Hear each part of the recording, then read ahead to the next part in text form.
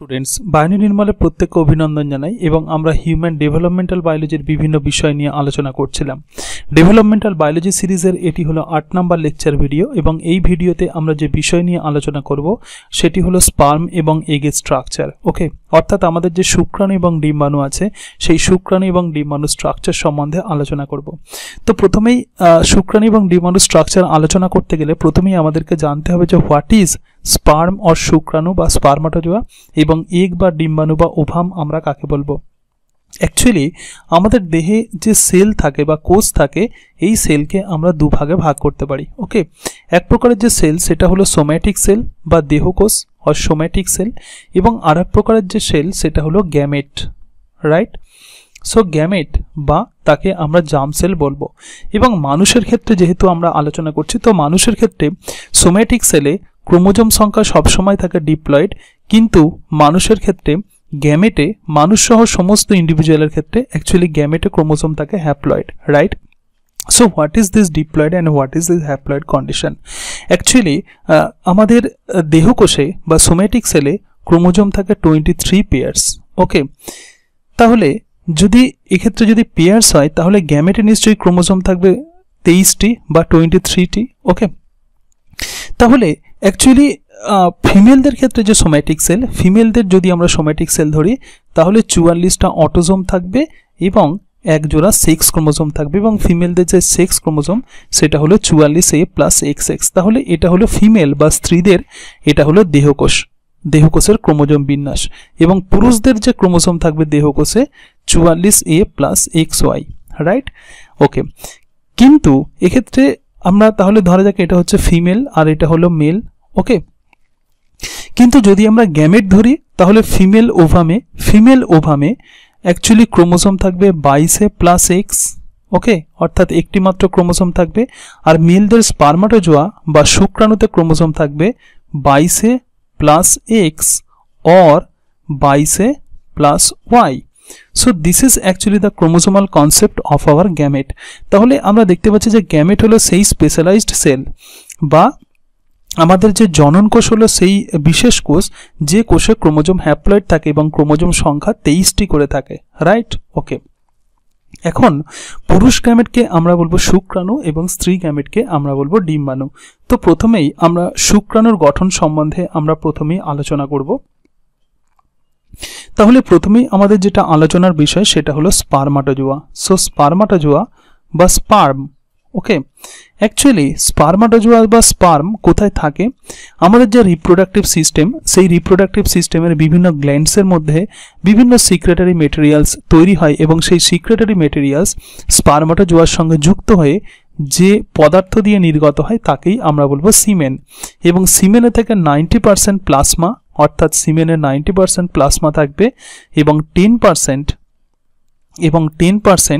Sell থাকে এবং এই সেল হলো প্রকৃতপক্ষে স্পার্মাটোজোয়া, রাইট। যদি একটি স্ট্যাটিস্টিক্স দেখি তাহলে কি দেখব? 3.5 মিলিলিটার সিমেনে অ্যাকচুয়ালি 200 থেকে 300 মিলিয়ন স্পার্ম থাকবে, রাইট। 200 থেকে 300 মিলিয়ন এক্ষেত্রে স্পার্ম থাকবে। 1 মিলিয়ন মানে 10 লক্ষ এবং এর মধ্যে মাত্র 50 থেকে 60টি স্পার্ম প্রধানত ফ্যালোপিয়ান টিউবে যায়। ওকে, এবং তার মধ্যে একটি স্পার্ম ফার্টিলাইজেশন করে। So this is actually the statistical concept, this is very very important. তাহলে 3.5 মিলিয়ন মিলিলিটার সিমেনে 200 থেকে 300 মিলিয়ন স্পার্ম বা শুক্রাণু থাকবে, তার মধ্যে 50 থেকে 60টি যাবে ফ্যালোপিয়ান টিউবে এবং তার মধ্যে কেবলমাত্র একটি স্পার্ম ফার্টিলাইজেশন ঘটাবে। কিন্তু স্পার্মের মধ্যে অ্যাকচুয়ালি কি থাকে বা স্পার্মের অ্যাকচুয়াল গঠন কি এই বিষয় সম্বন্ধে আমাদেরকে বুঝতে হবে। এবং এই প্রসঙ্গে একটি কথা বলে রাখি, সেটা হচ্ছে বিজ্ঞানী লিউয়েনহক প্রথম যে জীবিত কোষ বা লিভিং সেল প্রথম যে পর্যবেক্ষণ করেছিলেন তার মধ্যে একটি ছিল স্পার্ম বা শুক্রাণু। ওকে, তাহলে অ্যাকচুয়ালি শুক্রাণু যদি আমরা গঠন দেখি, তো একটা শুক্রাণুর গঠন আমি এক্ষেত্রে আঁকার চেষ্টা করব। শুক্রাণুর গঠনে আমরা দেখতে পাবো যে একটি মস্তক বা এক্ষেত্রে একটি head, right. So this is the head of sperm এবং এই হেডের মধ্যে একটি নিউক্লিয়াস থাকবে। So this is the nucleus এবং যেহেতু আমরা দেখেছি যে গ্যামেট হলো হ্যাপ্লয়েড, তাহলে শুক্রাণুর নিউক্লিয়াসও নিশ্চয়ই হ্যাপ্লয়েড হবে এবং নিউক্লিয়াসের সামনের দিকে এরকম একটি টুপির মতো অংশ থাকে, একে বলা হয় অ্যাক্রোজোমাল ক্যাপ, এবং এই অ্যাক্রোজোমাল ক্যাপের মধ্যে একটি এনজাইম থাকে, তাকে বলা হয় acrosome, right? So this is actually the acrosomal cap. এবং এই যে পোর্শন আমরা যেটা আঁকলাম, এটা হলো actually head region of sperm. So this is the head region of sperm, এবং এটা হলো শুক্রাণু। এবং অ্যাক্রোজোমাল ক্যাপের মধ্যে একটি উৎসেচক থাকে বা এনজাইম থাকে, তাকে বলা হয় অ্যাক্রোজোমিন, যেটা ফার্টিলাইজেশনে অত্যন্ত গুরুত্বপূর্ণ ভূমিকা পালন করে। ওকে, শুক্রাণুর হেডের পরে শুক্রাণুর যে অংশটা, সেই অংশটাকে আমরা কি বলবো? Neck region. তাহলে হেডের পরে যে পোর্শন থাকবে অ্যাকচুয়ালি স্পার্মের, সেটাকে আমরা বলবো নেক রিজিয়ন। তো আমরা একটু নেক রিজিয়নটা আঁকার চেষ্টা করি। So this is actually the neck region of our spermatozoa বা শুক্রাণু। এবং নেক রিজিয়নের জাস্ট হেডের নিচের দিকে একটি সেন্ট্রিওল থাকে, এবং এই যে সেন্ট্রিওল, এই সেন্ট্রিওলটাকে বলা হয় প্রক্সিমাল সেন্ট্রিওল। ওকে, এবং দূরবর্তী অঞ্চলে অর্থাৎ হেড রিজিয়ন থেকে একটু দূরে আরও একটি সেন্ট্রিওল থাকে, একে বলা হয় ডিস্টাল সেন্ট্রিওল। তাহলে proximal centriole and distal centriole. এবং এই অংশে অসংখ্য মাইটোকন্ড্রিয়া থাকে, কিন্তু এই মাইটোকন্ড্রিয়াগুলো স্পাইরালি অ্যারেঞ্জ থাকে। So this are arranged spirally. আমরা দেখতে পাচ্ছি যে এক্ষেত্রে স্পাইরালি অ্যারেঞ্জড আছে, তাহলে এগুলোকে বলা হয় spiral mitochondria. So this are the spiral mitochondria. তাহলে এই যে পোর্শন আমরা যেটা আঁকলাম, এই পোর্শনকে আমরা বলবো neck region. Okay, so this is the neck portion of sperm. Okay, next রিজিয়নের পরে নেক রিজিয়নের পরে শুক্রাণুর যে অংশ, সেই অংশকে আমরা বলবো টেল রিজিয়ন। এবং টেল রিজিয়নের দুটি পোর্শন, একটি হলো এন্ড পিস এবং আরও একটি হলো টেল। ওকে, তাহলে এক্ষেত্রে আমরা দেখতে পাচ্ছি this is the end piece, এবং এন্ড পিসের পরে যে অংশটা থাকে সেটা হলো টেল। তাহলে এই পোর্শনকে আমরা বলবো end piece, right? So this is end piece, এবং এই পোর্শনটাকে অ্যাকচুয়ালি আমরা বলবো টেল। ওকে, এবং এই যে এন্ড পিস আমরা দেখতে পাচ্ছি, এই এন্ড পিসের মধ্যে অসংখ্য মাইক্রোটিউবিউল থাকে। আমরা জানি যে মাইক্রোটিউবিউল একটি বিশেষ প্রকারের সাইটোস্কেলিটন। তো এক্ষেত্রে কি থাকবে?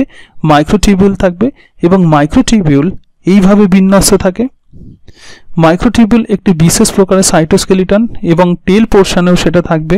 ওকে, তাহলে এক্ষেত্রে মাইক্রোটিউবিউল থাকবে, এবং শুক্রাণুর মধ্যে যে মাইক্রোটিউবিউল থাকে, এই মাইক্রোটিউবিউলের অ্যারেঞ্জমেন্ট হলো 9+2 arrangement. So this is the diagram of our spermatozoa. Okay, এবারে আমরা যে গঠন দেখব সেটা হলো এগের গঠন। তো এগের গঠনও কিন্তু অত্যন্ত গুরুত্বপূর্ণ। তাহলে স্পার্মের গঠনের পরে আমরা দেখব এগের গঠন, অর এগকে আমরা বলবো ওভাম বা এগ হলো ডিম্বাণু। অ্যাকচুয়ালি এগের মধ্যে কি থাকে? ডিফারেন্ট টাইপের মেমব্রেন থাকে। অনেক সময় আমাদের মধ্যে কনফিউশন তৈরি হয় যে এগসের সেই মেমব্রেনগুলো কি অ্যাকচুয়ালি। তো আমরা এবার এগের গঠন আমরা একটু দেখে নিই। তাহলে এগ বা ওভাম হলো প্রকৃতপক্ষে ফিমেল গ্যামেট। ওকে, তাহলে যেহেতু এটি একটি সেল, সেই কারণের জন্য অবভিয়াসলি এক্ষেত্রে নিউক্লিয়াস থাকবে, এবং প্রোটোপ্লাজম তো অবশ্যই থাকবে, অর্থাৎ সাইটোপ্লাজম থাকবে, এবং সাইটোপ্লাজমের মধ্যে অবশ্যই নিউক্লিয়াস থাকবে। ওকে, সাইটোপ্লাজম এবং নিউক্লিয়াসকে একত্রে আমরা কি বলবো? প্রোটোপ্লাজম। তাহলে প্রোটোপ্লাজম নিশ্চয়ই একটি মেমব্রেন দ্বারা তারা আবৃত থাকবে, এবং ওভামের সব থেকে ভিতরের দিকের এই যে membrane, so this membrane is actually called as, এটাকে আমরা বলবো ওভাম মেমব্রেন, বা এটাকে আমরা বলবো এগ মেমব্রেন। তাহলে একদম ভিতরের দিকে থাকে egg membrane. Actually egg membrane প্রকৃতপক্ষে প্লাজমা মেমব্রেন। ওকে, এবং এগ মেমব্রেন প্রধানত প্রোটোপ্লাজমকে ঘিরে রাখে বা ঢেকে রাখে, এবং এর মধ্যে থাকে ক্রোমোজোম। অ্যাকচুয়ালি নিউক্লিয়াস এইরকমভাবে অবস্থান করে, তো এটাকে আমরা বলবো chromatin. So this is the chromatin portion, right? তাহলে এটা হলো ওভামের ক্রোমাটিন পোর্শন। ওকে, এবং এগ মেমব্রেনের ভিতর দিকে বিফোর ফার্টিলাইজেশন এরকম কিছু দানাদার অংশ থাকে। তাহলে এরকম কিছু গ্র্যানিউলার আমরা অংশ দেখতে পাবো এগের মধ্যে, এবং এই যে দানাদার এই যে অংশ, এই দানাদার অংশগুলোকে বলা হয় cortical granules. So this are called as cortical granules. Okay, এবং ফার্টিলাইজেশনের আগে অর্থাৎ বিফোর ফার্টিলাইজেশন কর্টিক্যাল গ্র্যানিউলসগুলো বা কর্টিক্যাল দানাগুলো প্রধানত এগ মেমব্রেনের ভিতরের দিকে থাকে। এরপরে কি হয়, এগ মেমব্রেনের পরবর্তী আরও একটি মেমব্রেন থাকবে, তাহলে এগ মেমব্রেনের পরবর্তী আরও একটি মেমব্রেন থাকবে। সুতরাং আমরা দেখতে পাচ্ছি this are another membrane which surrounds the egg membrane. Okay, একটু ভালোভাবে তোমাদের সার্কেলটা আঁকতে হবে। তো যাই হোক, এই অংশে যে মেমব্রেনটা থাকে, অ্যাকচুয়ালি এই যে মেমব্রেনটা, এটাকে বলা হয় vitelline membrane, right? This is very very important. After fertilization এই যে কর্টিক্যাল গ্র্যানিউলসগুলো আছে, এই কর্টিক্যাল গ্র্যানিউলসগুলো এগ মেমব্রেন এবং ভাইটালাইন মেমব্রেনের মধ্যবর্তী স্থানে চলে আসে। তাহলে এগ মেমব্রেনের পরে যে মেমব্রেনটা, সেটা হলো ভাইটালাইন মেমব্রেন। ভাইটালাইন মেমব্রেনের পরে আরও একটি মেমব্রেন এগেতে বা ডিম্বাণুতে থাকে। তাহলে ভাইটালাইন মেমব্রেনের পরে আরও যে মেমব্রেনটা থাকে, আর একটা মেমব্রেন, এক্ষেত্রে আমরা দেখতে পাচ্ছি যে অ্যানাদার একটি membrane. So this is another membrane which surrounds the vitelline membrane, and this membrane is known as zona pellucida. So this is actually called as zona pellucida. Okay, তাহলে এটাকে আমরা বলবো zona pellucida, right? zona pellucidaর বাইরে আরও একটি membrane থাকে, তাকে বলা হয় করোনা রেডিয়াটা। তাহলে জোনা পেলিসুডার বাইরে আরও একটি মেমব্রেন আমরা দেখতে পাবো এবং সেই মেমব্রেনকে আমরা বলবো corona radiata. So there are presence another membrane which surrounds the zona pellucida and this is called corona radiata, right? So these are actually the different membranes which are found in our egg.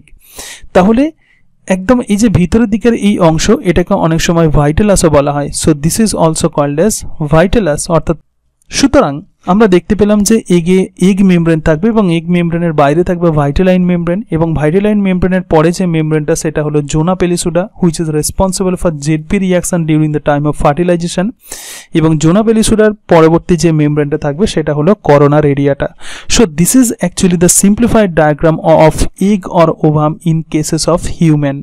এবং আমরা যখন পরবর্তীকালে fertilisation পড়ব, তখন আমরা দেখব যে শুক্রাণু বা স্পার্মাটোজোয়া কিভাবে এই এগ মেমব্রেন প্রথমে করোনা রেডিয়াটা ক্রস করে, কিভাবে সেটা জোনা পেলিসুডা ক্রস করে, কিভাবে শুক্রাণু পরবর্তী যে ভাইটালাইন মেমব্রেন ক্রস করে এই মেমব্রেনের সঙ্গে ফিউজড হয়ে যায়, এটাই আমাদেরকে ভালোভাবে বুঝতে হবে।